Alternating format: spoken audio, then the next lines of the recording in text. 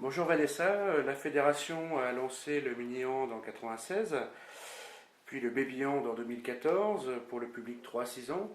Est-ce que tu peux nous faire l'historique du baby-hand sur le territoire français? Oui, alors bonjour.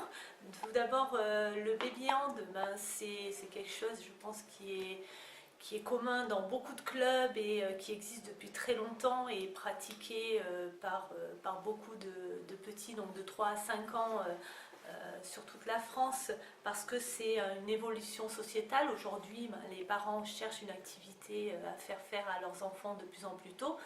Euh, Mon expérience, elle a débuté comme une maman en 2000, quand ma fille a eu 3 ans et que je cherchais une activité. Donc en tant que handballeuse, je l'ai orientée vers cette activité que j'ai dû créer puisqu'elle n'existait pas au sein de mon club, un petit club rural. Et de fil en aiguille, j'ai expérimenté. Alors le baby hand, c'est pas du tout ce que c'était à l'époque, pas du tout ce que je fais aujourd'hui. Voilà, c'était beaucoup d'exercices moteurs, plus apprendre à courir, sauter, lancer.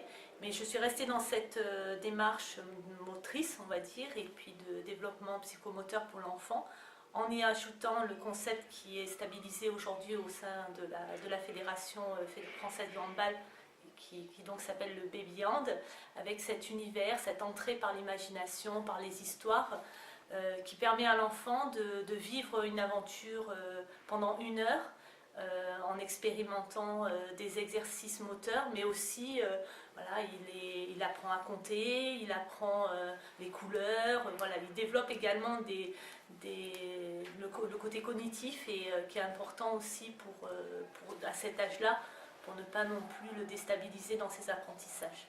D'accord. Du point de vue de la fédération, quels sont les objectifs de cette offre de pratique? Alors la fédération s'est orientée sur cette offre de pratique et a beaucoup aimé cette approche parce qu'elle permet de donner un rôle aux parents. Alors comme on l'avait fait sur le handball premier pas, puisque j'ai aussi travaillé sur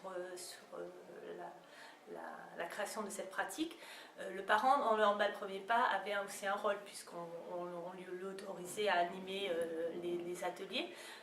Là, sur la pratique en baby hand, il va avoir un rôle, alors il peut avoir un rôle sur le terrain, mais qui n'est pas primordial et qui n'est pas forcément prioritaire, mais on peut aussi lui donner un rôle avec des thèmes qu'on va évoquer avec les parents. Grâce au réseau CAF qu'on a sollicité et qui est venu en appui du travail qu'on a commencé à faire, on va sortir un livret pédagogique où dedans, justement, chaque séance est mise aux côtés d'un thème. Alors aujourd'hui, contexte particulier parce que c'était une école, le thème d'une séance dans la jungle, par exemple, c'est l'hygiène bucco-dentaire. Voilà, le crocodile se lave les dents, il a les dents bien pointues, est-ce que vous lavez les dents?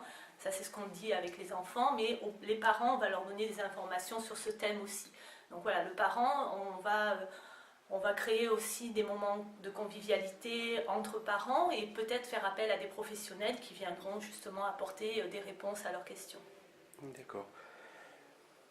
Comment est-ce que ça se développe au niveau du territoire? Vous avez beaucoup de clubs le pratiquaient déjà depuis plusieurs années. Hmm.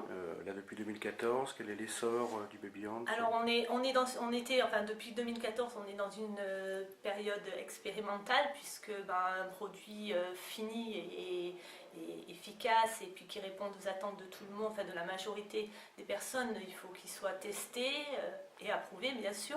Donc on a mis en place cette année, alors il est pratiqué comme je le disais, certainement dans beaucoup de clubs. On n'a pas une photographie précise de la pratique, mais on le voit par rapport au nombre de licenciés de plus en plus jeunes que la fédération comptabilise. Mais en fait, dans la forme telle qu'on va le sortir aujourd'hui, il est très peu développé encore, puisqu'on est encore dans la phase d'expérimentation avec le comité du Cher. Avec donc une formation qui vient d'être mise en place dans le comité, la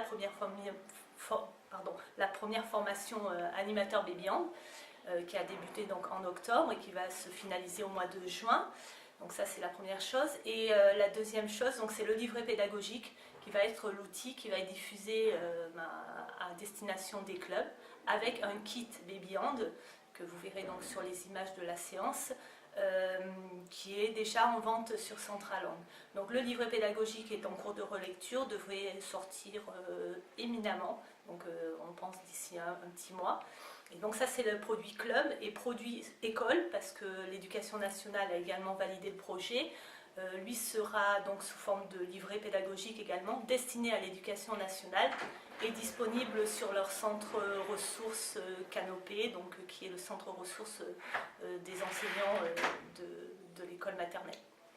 Quel conseil est-ce que tu pourrais donner aux clubs qui veulent développer cette offre? Alors, allez-y, n'ayez pas de crainte. De toute façon, je pense qu'aujourd'hui, le développement des clubs passe par l'ouverture vers les plus petits, parce que c'est à la fois montrer que le handball est ouvert à tous les publics, hein, on l'a fait sur plein de pratiques, mais c'est parce que aussi vous allez répondre à une demande forcément autour de vous, et puis vous allez certainement retrouver en plus dans ce public qui va être demandeur des anciens handballeurs qui vont revenir avec leurs enfants, parce que voilà, je crois que quand on a goûté au handball, on a tous envie d'y revenir, et quoi de plus passionnant que de transmettre la fibre à ses enfants. Merci beaucoup Vanessa. Je t'en prie.